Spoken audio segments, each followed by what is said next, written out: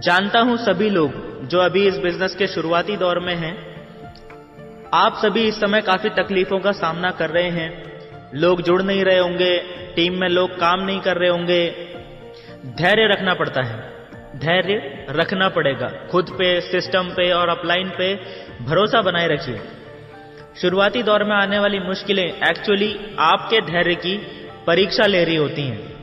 अब ध्यान देना, आपके पेशेंस को टेस्ट कर रही होती हैं।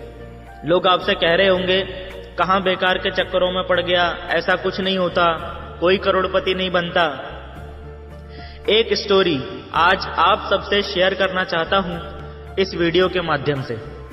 यह स्टोरी हमारे अपलाइन ने मुझे सुनाई थी। उन्होंने तो मुझे यह स्टोरी एक बार सुनाई थी, लेकिन मैंने यह स्टोरी खुद को हजारों बार सुनाई है और आज आप सबको सुनाने जा रहा हूं। स्टोरी ज्यादा लंबी नहीं है, लेकिन अर्थपूर्ण है, और अगर आप इसके अर्थ को समझ पाए और वहीं पहुंचे जहां मैं आपको पहुंचाना चाह रहा हूं, तो मैं गारंटी देता हूं कि दुनिया की कोई भी ताकत आके भी आपको या आपकी टीम के किसी भी व्यक्ति को नेगेटिव नहीं कर पाएगी।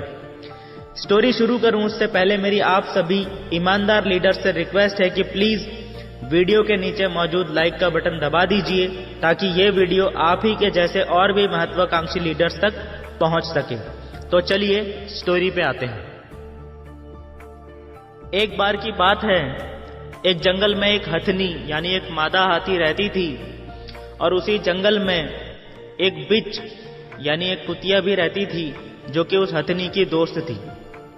अब जंगल में जानवरों का प्रजनन काल आया और वो दोनों ही प्रेग्नेंट यानी गर्भवती हो गई। दोनों को बहुत खुशी हुई, दोनों ने एक दूसरे को बधाई दी। अब 3 महीने के बाद उस कुतिया के, उस बिच के 6 छोटे छोटे पपीज हुए। अभी हथनी का कोई हिसाब किताब ही नहीं है, क्या हो रहा है क्या नहीं हो रहा है कुछ पता ही नहीं है। और उस बिच ने 6 सुंदर सुंदर पपीज को जन्म भी दे दिया। यहां तक तो ठीक था। अभी इसके 6 महीने के बाद क्या होता है, वो जो बिच थी वो एक बार फिर से प्रेग्नेंट हो गई, और उसके 3 महीने बाद उसने फिर से 5-6 पपीज को जन्म दिया। और दूसरी तरफ 1 साल से ये हथनी का कुछ पता ही नहीं क्या हो रहा है क्या नहीं हो रहा है। देखते देखते 6 महीने और बीत गए और वो बिच तीसरी बार प्रेग्नेंट हो गई। फिर वो बिच जाती है उस एलिफेंट के पास और बोलती है, यार हम दोनों तो साथ में ही प्रेग्नेंट हुए थे शायद, क्या तेरे को कोई वहम तो नहीं है कि तू प्रेग्नेंट है? तू प्रेग्नेंट है भी कि नहीं? 3 बार तो मेरा ही नंबर आ गया, और 2 दर्जन बच्चे हैं अपनी फैमिली में, और वो भी अब बड़े होने वाले हैं।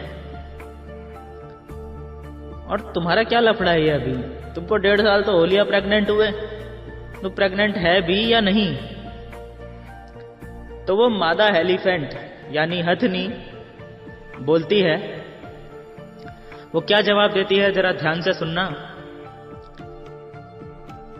तो इस सबसे पहली बात तो ये है कि मेरे गर्भ में पपी नहीं पल रहा है, हाथी पल रहा है। पहली बात तो अगर वो पल रहा है तो हम तो 2-3 साल में तो किसी एक को तो जन्म देते हैं, लेकिन जिसको जन्म देते हैं तो धरती महसूस करती है किसी का जन्म हुआ है। और जब वो बड़ा होता है और जब जंगल से रास्ता क्रॉस करता है, तो जंगल के बाकी सभी जानवर झुक के अदब से नमस्कार करते हैं कि कोई यहां से निकल कर जा रहा है। मेरे गर्भ में वो पल रहा है जिसको देख के वजूद लगता है कि ये कोई है, ये कोई खास है, पपी तो नहीं है। मैं आप सभी को भी यही मैसेज देना चाहता हूं कि जिनको भी आज ये लग रहा है कि मेरा बिजनेस बहुत धीरे धीरे चल रहा है या मेरा बिजनेस नहीं चल रहा है, धैर्य रखने की जरूरत होती है। हाथी आएगा तो 1.5-2 साल में कोई एक ही आएगा, और वो एक आदि आके पूरे जंगल में हाहाकार मचा देगा। जितने भी करोड़पति अचीवर्स होते हैं सबके साथ ऐसा ही होता है।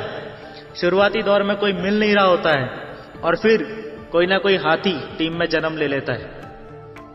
कोई बात नहीं दोस्त, आज प्रैक्टिकल जमीन में भले ही कुछ नहीं दिखाई दे रहा हो, कोई बात नहीं, घबराने की बिल्कुल भी जरूरत नहीं है। वो हाथी है, वो अभी गर्भ में है, वो अभी पल रहा है।